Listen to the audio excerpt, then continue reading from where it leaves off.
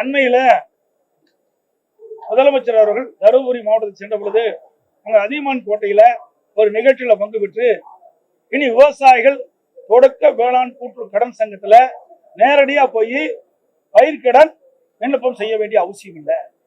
இனிமேல் தாங்கள் இருக்கின்ற இடத்திலிருந்து ஆன்லைன் மூலமாக பயிர்க்கடன் பெறுவதற்கு விண்ணப்பிக்கலாம் அப்படின்னு ஒரு செய்தி சொல்லி அந்த ஆன்லைன் திட்டத்தை துவக்கி வச்சாங்க.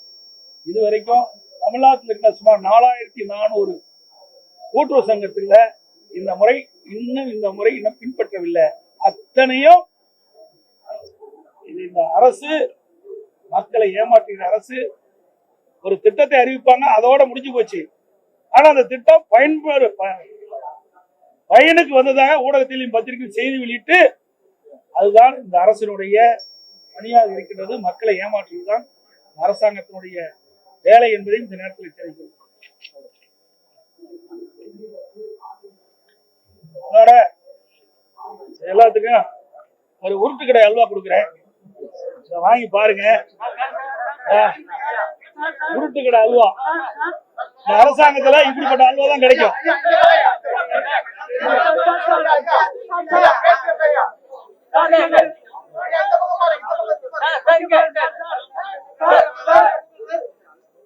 இந்த தீபாவளி வருது இல்ல, இந்த தீபாவளி இருக்கிற பொழுது 2021ஆம் ஆண்டு இன்றைய முதலமைச்சர் எதிர்கட்சி தலைவராக இருக்கிற பொழுது திமுக தலைவர் அவர் சுமார் 525 அறிவிப்புகள் வெளியிட்டார்.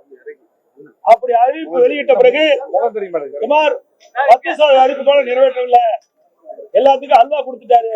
இப்ப இந்த உருட்டுக்கடை அல்வா நீங்க பிரிச்சு படிச்சு பாருங்க, எப்படி டேஸ்டா இருக்குதா எப்படி பார்த்து சொல்லுங்க. எந்த அளவுக்கு இந்த அரசாங்கம் அல்வா கொடுத்து மக்களை ஏமாற்று என்பது மக்கள் உணர வேண்டும்.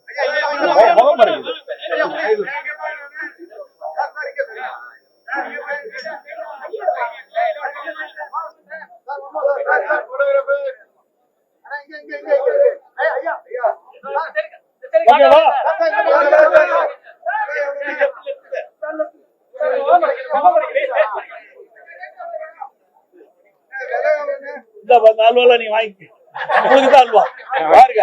இனிமேல்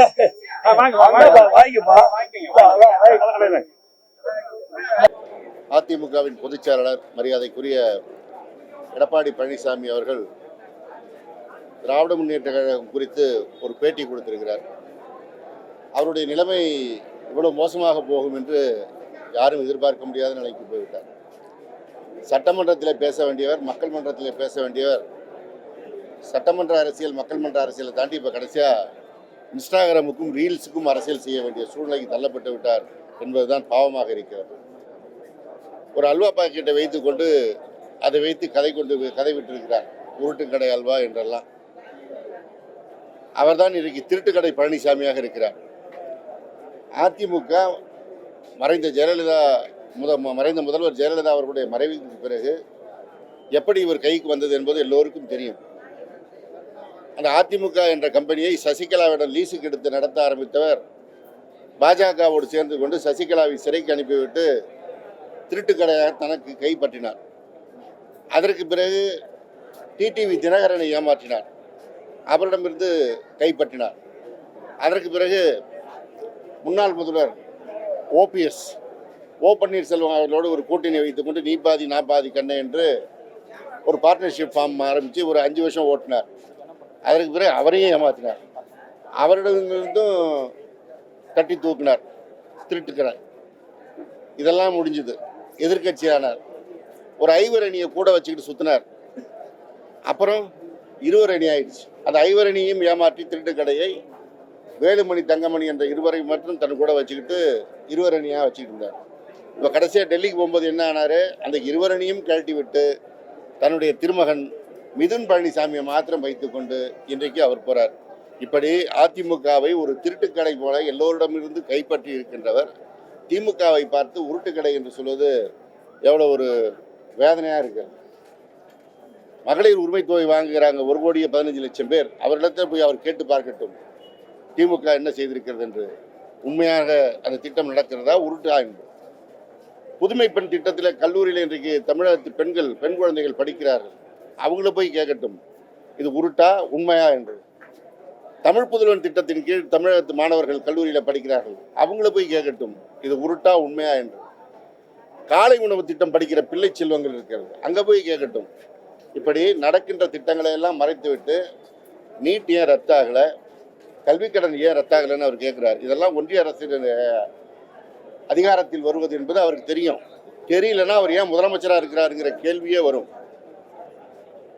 எதையெல்லாம் உண்மையோ அதையெல்லாம் மறைத்துவிட்டு எதையெல்லாம் கதை கட்டலாமோ அதையெல்லாம் வைத்துக்கொண்டு கதை. இவருக்கு உருட்டு கடன்னா இவங்க கொடுத்த தேர்தல் வாக்குறுதி பெண்களுக்கு செல்போன் கொடுப்பேன்னு சொன்னதும் இருசக்கர வாகனம் கொடுப்பேன்னு சொன்னதுன்னு போட்டால் அது ஒரு பெரிய பட்டியலே இருக்குது. இவங்க உருட்டின உருட்டு. எனவே மக்களுக்கு கொடுத்த வாக்குறுதியை முழுமையாக நிறைவேற்றி காட்டிய அரசு திராவிட முன்னேற்ற கழக அரசு, முதலமைச்சர் முதலமைச்சர் தளபதி மு.க. ஸ்டாலின் அவர்கள். இன்றைக்கு இவரை பார்த்து கட்டணமில்லா பயணம், விடியல் பயணம் திட்டத்தை இவர் வழங்கியிருப்பதை பார்த்து பக்கத்தில் இருக்கின்ற மாநிலங்கள் எல்லாம் ஒவ்வொரு மாநிலமாக இதை அமல்படுத்தி வருகிறத நாம் பார்த்தோம். காலை உணவு திட்டத்தை இங்கே வந்த பஞ்சாப் மாநில முதல்வர் மாண்புமிகு பகவந்த் மான் சிங் பாராட்டினார். நான் போய் எங்கள் மாநிலத்தை அமல்படுத்த போகிறேன்னு சொல்லியிருக்கார். தெலுங்கானா மாநில முதல்வர் மாண்புமிகு ரேவந்த் ரெட்டி அவர் சொன்னார் எங்கள் மாநிலத்தில் நாங்கள் அமல்படுத்த போகிறோம் என்று. இப்படி ஓப்பன் ஸ்டேட்மெண்ட் இங்கே வருகிற முதலமைச்சர்கள் பொதுவெளியிலே மக்கள் முன்னாலே சொல்கிறாங்க நம்முடைய மாநிலத்தின் முதலமைச்சருடைய திட்டங்கள் மிக சிறப்பான திட்டங்கள், நாங்கள் அவர் வழியை பின்பற்ற போகிறோம் என்று.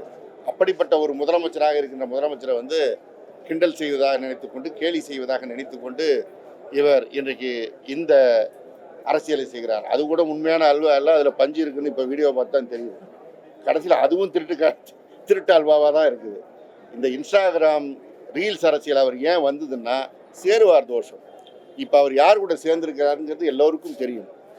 அங்கே இருக்கிற சின்ன பிள்ளைகள், பள்ளி பிள்ளைகள் இன்ஸ்டாகிராம் போடுவதை பார்த்துவிட்டு அதில் ஒருத்தர் கேட்டால் அந்த நீதிபதி கூட அவ்வளோ ஃபாலோவர் இல்லை, எங்களுக்கு தான் ஃபாலோவர்ஸ் இருக்காங்கன்னு. அது மாதிரி இப்போ அந்த ஃபாலோவருக்கு போட்டியாக ஃபாலோவர்ஸை அதிகப்படுத்துவதற்கு இன்ஸ்டாகிராமிலும் ரீல்ஸிலும் அதிகப்படுத்துவதற்கு ஒரு பேட்டியை கொடுத்திருக்கிறார். எனவே நான் எடப்பாடி பழனிசாமிக்கு சொல்லிக்கொள்வேன், இந்த திராவிட முன்னேற்ற கழகம் 75 ஆண்டு வரலாறு உள்ள கழகம், ஒரு மகத்தான இயக்கம், நவீன தமிழகத்தை உருவாக்கிய தலைவர் கலைஞர் தலைமையில் இயங்கிய இயக்கம். இந்தியாவிலேயே இன்றைக்கு ஒரு பெரிய சமூக கட்டமைப்போடு, அடிப்படை கட்டமைப்போடு இருக்கிறது என்றால் அது தமிழ்நாடு தான் என்பதை மற்ற மாநிலத்தில் பாராட்டுகிறார் என்றால் அத்தனைக்கும் காரணம் இந்த திராவிட முன்னேற்ற கழகம். இந்த திராவிட முன்னேற்ற கழகத்தை நீங்கள் எள்ளி நகையாடுவதால் பெரிய ஆளாயிட முடியாது. இது உங்கள் கட்சியை நிறுவிய மறைந்த மக்கள் திலகம் எம்ஜிஆரை பார்த்த கட்சி, உங்கள் கட்சியினுடைய முன்னாள் முதல்வராக இருந்த மறைந்த அம்மையாரை பார்த்த கட்சி. நீங்கள் எல்லாம் பழனிசாமியெல்லாம் எம்மாத்திரம் ஏதோ காலக்கோளாறு கம்பெனியை அன்றைக்கு லீஸில் உங்கள்கிட்ட கொடுத்துட்டு அவங்கெல்லாம் ஜெயிலுக்கு போன காரணத்தினால் இன்றைக்கு அந்த அதிமுக என்ற திருட்டு கடையை நீங்கள் திருட்டுத்தனமாக கைப்பற்றி கையில் வைத்துக்கொண்டு திமுகவை எள்ளி நகையாடுகிற இந்த பணியை இத்தோடு நிறுத்தி கொள்ள வேண்டும். இதற்கு மேல் இந்த வேலையில் இறங்கக்கூடாது என்பதனை தெரிவித்துக் கொள்கிறேன். நன்றி.